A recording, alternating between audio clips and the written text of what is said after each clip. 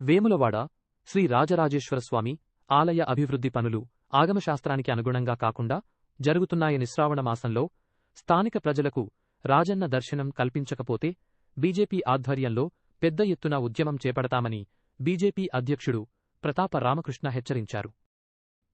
స్థానిక పద్మశాలి సంఘభవనంలో బీజేపీ పట్టణశాఖ ఆధ్వర్యంలో శనివారం నిర్వహించిన విలేకరుల సమావేశంలో ఆయన మాట్లాడుతూ ఆలయ అభివృద్ధి పేరుతో చేపడుతున్న పనుల్లో ఆగమశాస్త్ర నియమాలు పాటించడం లేదని విమర్శించారు. ఆలయ శిఖరం కనిపించకుండా నిర్మాణాలు చేపట్టడం సరికాదని మంత్రులు వచ్చి ప్రారంభోత్సవాలు చేయడం తప్ప స్థానిక ప్రజల ఇబ్బందులను పట్టించుకోవడం లేదని అన్నారు. అభిషేక ప్రియుడైన రాజన్న స్వామివారి దర్శనం కోసం శ్రావణమాసంలో ప్రతిరోజూ ఒక నిర్దిష్ట సమయాన్ని కేటాయించి స్థానిక భక్తులకు దర్శన భాగ్యం కల్పించాలని డిమాండ్ చేశారు. ప్రభుత్వం దేవాదాయ శాఖ వెంటనే స్పందించి తగిన చర్యలు తీసుకోవాలని లేని పక్షంలో ప్రజలను సమీకరించి ఆందోళన కార్యక్రమాలు చేపడతామని హెచ్చరించారు.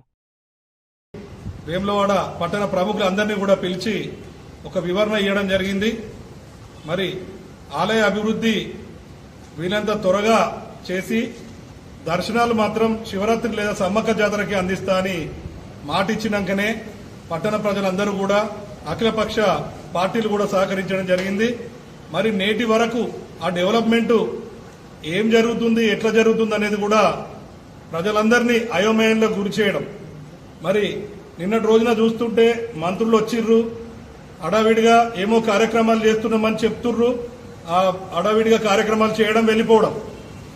పర్యాటకుల గురించి, యాత్రికుల గురించి మీరు ఆలోచించేదానికి మేము అభివృద్ధికి సహకరిస్తున్నాం. వేములవాడ పట్టణ ప్రజల గురించి కూడా ఆలోచించాలి దయచేసి.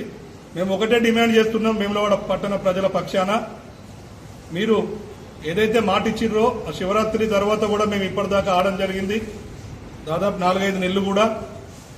మీరు ఏమన్నా అంటే ఆగమ శాస్త్రం ప్రకారం చేస్తున్నామంటారు. శృంగేరి పీఠాధిపతి గారిని అడిగినామంటారు. ఆ స్లాబులు పోస్తుంటే ఇక్కడ చుట్టూ స్లాబులు బిల్డింగులు కట్టుకునే వాళ్ళకి 1 కిలోమీటర్ పరిధి 3 స్లాబులు పోయొద్దు అనేది ఒక నిబంధన పెట్టి మీరు కనీసం శిఖరం ఎవరైనా దూరంకెళ్ళి మొక్కాలంటే శిఖరం మొక్కాల, రాజన్న శిఖరం. ఆ నలువైపుల నుంచి శిఖరం కనిపించాలి. ఇప్పుడు మీరు పోసే స్లాబులు, రెండో స్లాబ్ చూస్తే ఆ శిఖరం కూడా కనిపించకుండా చేస్తున్నారు. అసలు ఈ సిమెంట్ కట్టడాలు ఏంది, ఈ పరిస్థితి ఏంది, డెవలప్మెంట్ ఏమన్నా అంటే ఎమ్మెల్యే గారు 1000 ఏండ్ల గురించి మేము అభివృద్ధి చేస్తున్నామంటారు. ఈ సిమెంట్ కట్టడం ఎన్నేళ్ళు మీకు గ్యారంటీ ఇస్తారా? మీ కాంట్రాక్టర్ ద్వారా కావచ్చు, మీ ద్వారా కావచ్చు. వేములవాడ పట్టణ ప్రజలందరినీ ఒకసారి మమేకం చేయింది. మళ్ళొకసారి వేములవాడ ప్రజలందరితోటి మీటింగ్ ఏర్పాటు చేయింది. ఒకసారి ప్రజలందరినీ ఉన్న, ప్రతిపక్షాల అందరినీ ఉన్న, మీకు మున్సిపల్ కౌన్సిల్ 28 మంది కౌన్సిలర్లు కూడా మిమ్మల్ని వేడుకుంటున్నారు. ఎట్లా డెవలప్మెంట్ జరుగుతుందో ఒకసారి మాకు తెలియజేయాలని. ఇవన్నింటినీ మేము మీకు సహకరిస్తున్నప్పటికీ మేము ఒకటే డిమాండ్ చేస్తున్నాం. ఇంత అభివృద్ధికి కావచ్చు, ఎన్ని రకాల ఏ విధమైన డెవలప్మెంట్ కావచ్చు, వేములవాడ పట్టణ ప్రజలు ఇండ్లు కోల్పోయి, జాగాలు కోల్పోయి అన్ని విధాలా సహకరిస్తున్నారు. దయచేసి వేములవాడ పట్టణ ప్రజలకైనా ఇస్తారా, లేదంటే మొత్తం యాత్రికులకు ఇస్తారా? ఈ శ్రావణ మాసం మాత్రం ఒక నిర్దిష్ట సమయం ఉదయం 6 నుంచి 9 లోపు ఎలాంటి పనులు జరిగాయి, ఒరిజినల్ ఐడెంటిటీ కార్డు చూపెట్టిన వాళ్ళని రాణిస్తారా? ఒక లైన్ పెట్టుద్ది, ఒక లైన్ లోపు దర్శనానికి పోయేందుకు, ఒక లైన్ బయటకు పోయేందుకు మేము సీరియస్ గా డిమాండ్ చేస్తున్నాం. శ్రావణ మాసం అభిషేక ప్రియుడైన శివుణ్ణి వేములవాడ పట్టణ ప్రజలకైనా అభిషేకాలు చేసుకునే భాగ్యాన్ని కల్పించకపోతే పెద్ద ఎత్తున ఉద్యమాలు అనేటివి, ఏదైతే గుడి బంద్ చేసే ముందు ఎట్లా చేసినామో అట్లా వేములవాడ పట్టణ ప్రజలందరినీ మమేకం చేసి పెద్ద ఎత్తున ఉద్యమాలు చేస్తామని మేము మీకు తెలియజేస్తున్నాము. ఈరోజు వేములవాడ దేవస్థానం ఈఓ గారికి కూడా వినతి పత్రం ద్వారా తెలియజేయడం జరుగుతుంది. తదుపరి ఎండోమెంట్ కమిషనర్ గారి దృష్టికి కూడా లిఖితపూర్వకంగా ఇవ్వడం జరుగుతుంది. వీలైన జల్దీ ప్రభుత్వం స్పందించి ఎండోమెంట్ వ్యవస్థ స్పందించకపోతే పెద్ద ఎత్తున ఉద్యమాలు తప్పవు. ఆలయాల అభివృద్ధి పేరు మీద ఎప్పుడు మాట్లాడినా 100 కోట్ల ముచ్చట వస్తుంది తప్పితే 1-2 కోట్ల ముచ్చట ఇక్కడ వస్తలేదు. మరి కాన్స్టిట్యూషన్కి అగేన్స్ట్గా, రాజ్యాంగ స్ఫూర్తికి వ్యతిరేకంగా నిన్న మొన్న మంత్రులతో కూడా ప్రారంభోత్సవాలు జరిగింది. ప్రతిపక్షం వాళ్ళు ఏది మాట్లాడినా కానీ భజన బండలు ఉన్నాయి, అసలు భజన ముందు ఉంటుందండి అభివృద్ధికి అడ్డం వస్తారని చెప్పడానికి.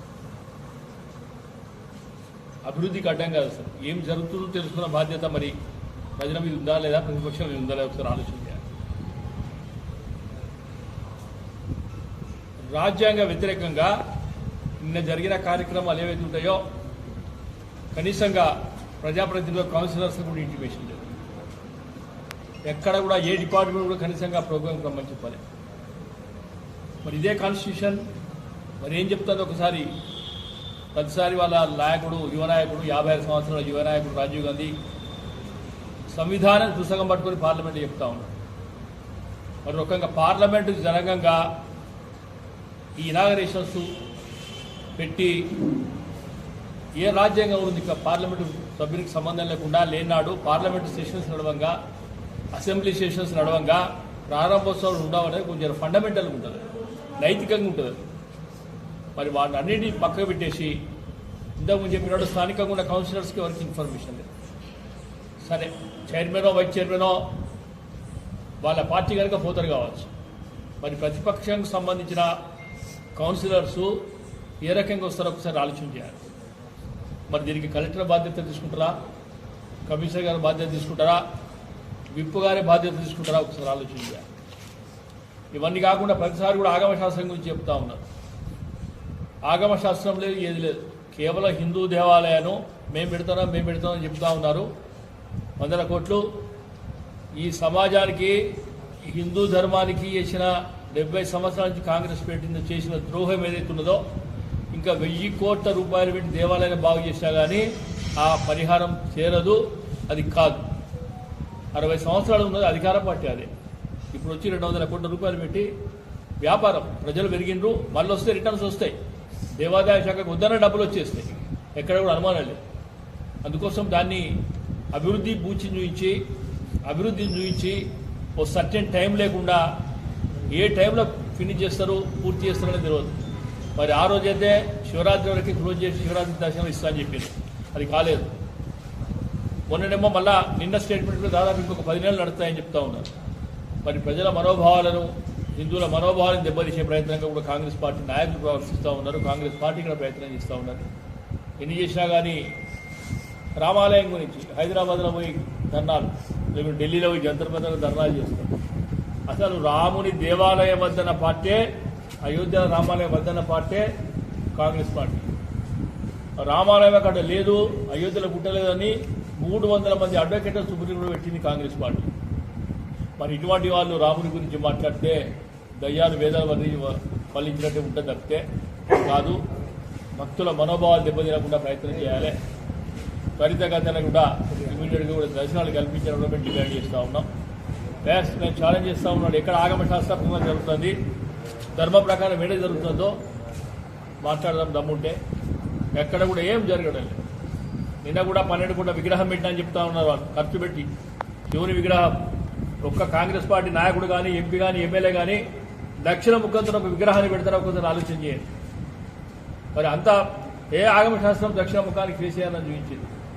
విగ్రహాలు ప్రజలు చూస్తానికి కాదు, లేకుండా అందం కోసం కాదు.